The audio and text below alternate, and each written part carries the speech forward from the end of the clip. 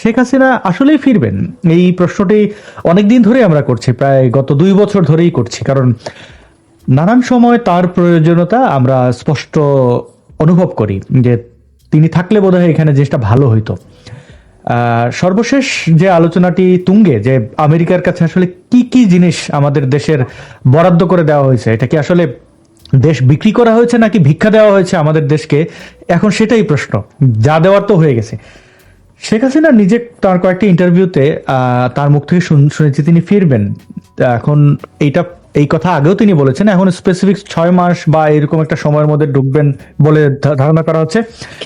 বিরোধী পক্ষের মধ্যে এই কথাই কিন্তু আমলে নেওয়ার আমরা প্রবল লক্ষণ দেখতে পাই। যেমন এনসিপি সহ অন্যান্য যারা মানে প্রচন্ড শেখ হাসিনা বিরোধী, তারা কিন্তু এখন নড়ে চড়ে বসেছে, তারা ধরেই নিয়েছে শেখ হাসিনা ফিরবে। আবার আওয়ামী লীগকে ডিফেন্ড করা যে গোষ্ঠীটি রয়েছে, গোষ্ঠী বলবো না, যে মানে ধরেন যারা যাদের আমাদের কাছে পরিচিত, তাদের মধ্যে সবচেয়ে রিচ যার বেশি বা সবচেয়ে যাকে দেখা যায় ভোকাল থাকতে দেখা যায়, বিভিন্ন দেশে তিনি ঘুরে বেড়ান, সেটা হচ্ছে ব্যারিস্টার নিজাম মজুমদার। আবার অপরদিকে অতি আওয়ামী লীগার বা অর্থোডক্স আওয়ামী লীগার হিসেবে পরিচিত এ টিম নামের একটি টিম আছে, যেখানে অনেকেই আছেন। তারা নানান বিতর্কিত কার্যক্রম করেন, কিন্তু তারাই মনে করেন যে একমাত্র অনুসারী শেখ হাসিনার, এবং শেখ হাসিনার চেয়েও মাঝে মাঝে বড় আওয়ামী লীগের মনে হয়। তাদের দুই পক্ষের মধ্যে ব্যাপক দ্বন্দ্ব দেখা যাচ্ছে, ব্যক্তিগত আক্রমণ, নোংরামি, অনেক কিছুই।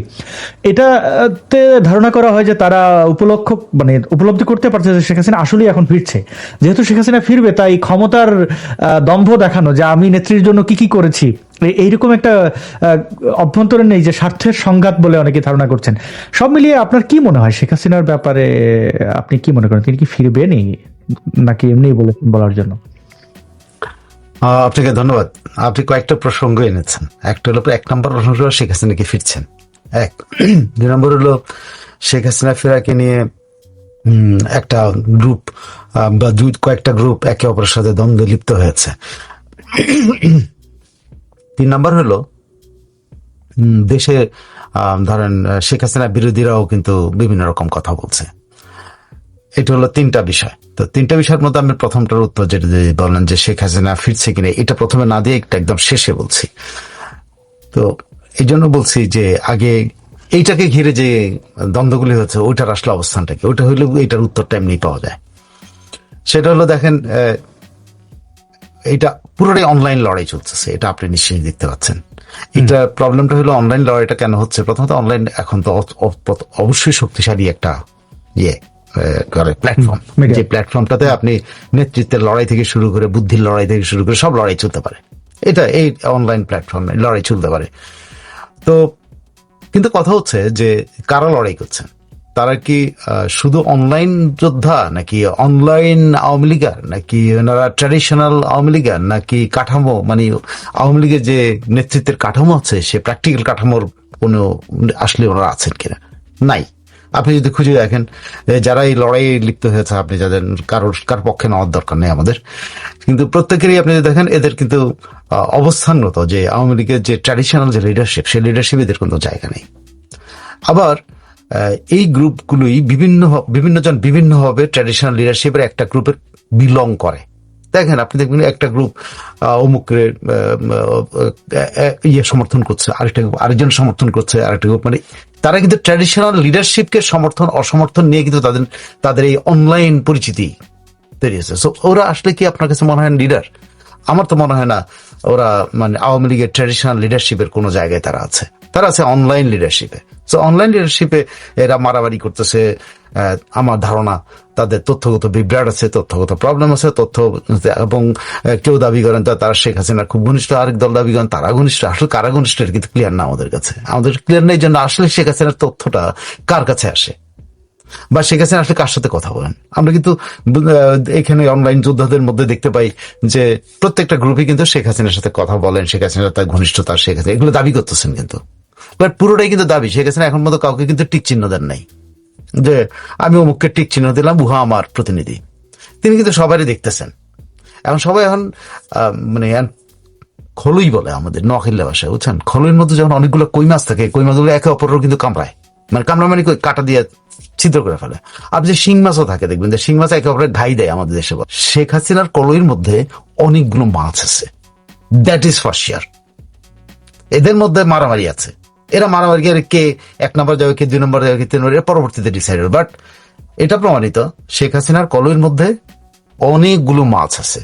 এখন এই মাছগুলো থেকে কে মাথা চাড়া দিয়ে উঠবে সেটা সময়ের ব্যাপার, বা শেখ হাসিনা কাকে বা শেখ হাসিনা আসলে কারা করেছেন, এটা সত্যি কথা কে বলছে মিথ্যা কথা কে বলছে এক পর্যায়ে এসে প্রকাশ হবে। সো এই মারামারিটা আপনি মনে হয় শেখ হাসিনা যতক্ষণ না পর্যন্ত প্রকাশ্যে এসে কোনো স্বীকৃতি বা প্রকাশ্যে এসে কোনো কথা না বলবেন, এই মারামারিটা চলবে। So it is good.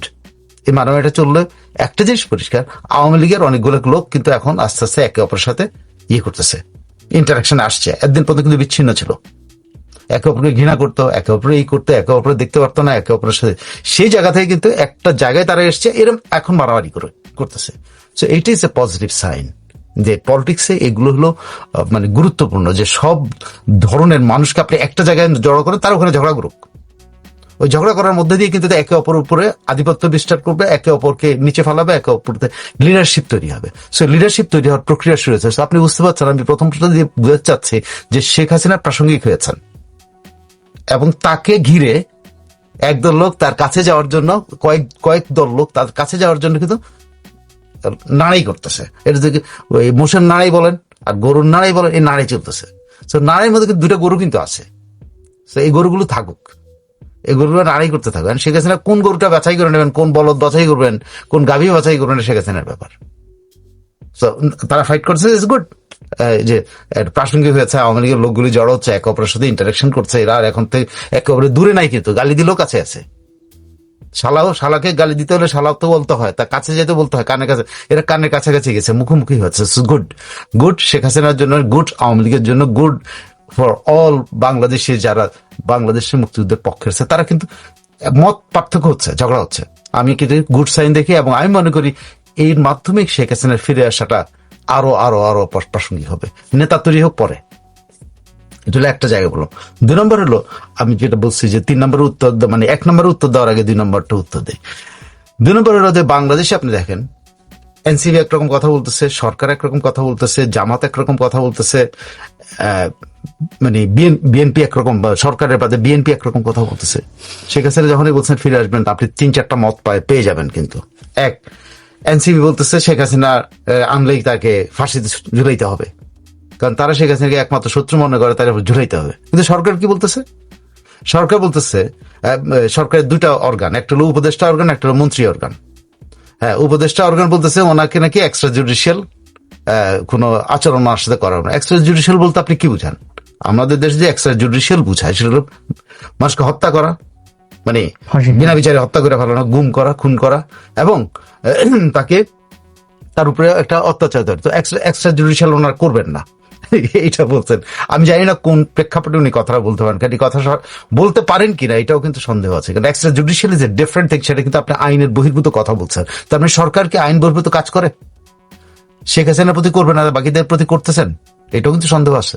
So এখানে কিন্তু সরকার একটা জায়গায় স্বীকার করছেন যে তাদের একটা অর্গান, তারা একটা অর্গান যে কাজটা মানে দেশের দায়িত্বে আছেন, তারা কিন্তু এক্সট্রা জুডিশিয়াল কর্মে লিপ্ত আছেন। তো এই যে সরকারের কাছে একটা মুখে আসলো, ইন্টারন্যাশনালি কিন্তু এই জিনিসটা হলো যে শেখ হাসিনা প্রাসঙ্গিক এবং তার প্রতি এক্সট্রা জুডিশিয়াল কর্মকাণ্ড করবে না, সরকার বলছে। এবং আবার এক দ্য সেম টাইম সরকার বলছে তারা এগুলো করে। এখন আছে স্বরাষ্ট্রমন্ত্রীর কথা।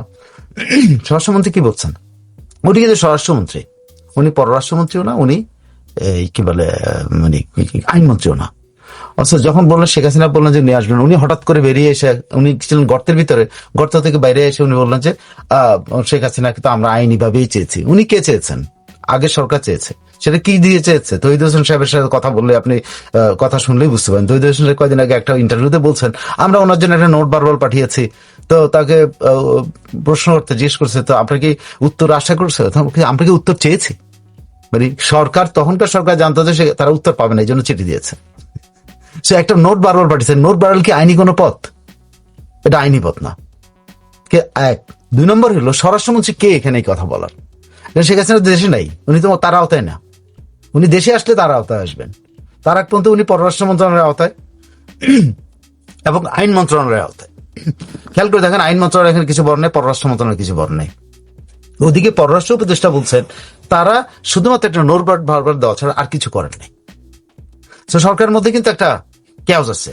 শেখ হাসিনার এই কথাটার পরে সরকারের মধ্যে একটা ক্যাওস তৈরি হয়েছে যে এটা আমরা কিভাবে হ্যান্ডেল করবো। সরকার কিন্তু ভয় পাইছে, কারণ দেশে আসলে শেখ হাসিনাকে সুস্থ এবং সুন্দরভাবে সকল বিচারিক প্রক্রিয়াতে সমান সুযোগ করে দেওয়ার জন্য সরকারের দায়িত্ব থাকবে, ন্যাশনালি ইন্টারন্যাশনালি।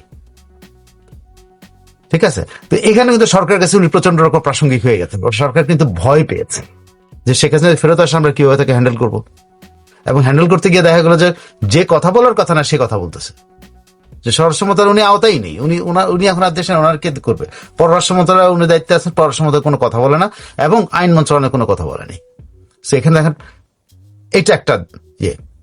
আর যদি আপনি একদম অর্গানাইজেশনালি ধরেন, প্রধানমন্ত্রী নিজে ঈদের আগে একটা বক্তব্যে বলেছেন যে একটি দল কি বলে পলাতকদের সাথে ইয়ে হয়ে সম্পৃক্ত হয়ে কি বলে দেশ বিরোধী কর্মকাণ্ড চালাচ্ছে, দেশের বিরুদ্ধে। কেন প্রধানমন্ত্রী এরকম একটা কথা বলেন? তার মানে প্রধানমন্ত্রী ইঙ্গিত করতে পারছেন যে 96 এর যেভাবে জামাতকে আওয়ামী লীগ তাদের নিয়ন্ত্রণে নিয়েছিল, আওয়ামী লীগ কি এখন আবার জামাতকে নিয়ন্ত্রণে নিয়েছেন? বা জামাত কি তাদের সাথে কথা বলছেন? কারণ আপনি দেখেন জামাতের মাওলানা শফিক বলেন, তারা কিন্তু ভাষণের নাম মুখে নেয় না, তারা কিন্তু সবসময় সরকারের বিএনপির নাম বলে না, সরকারের নাম বলে না, সরকার আবার বলে না জামাত এটা করেছে। তাহলে জামাত কাকে ইঙ্গিত করলো? এখানে তার অন্য কোনো শক্তি নাই।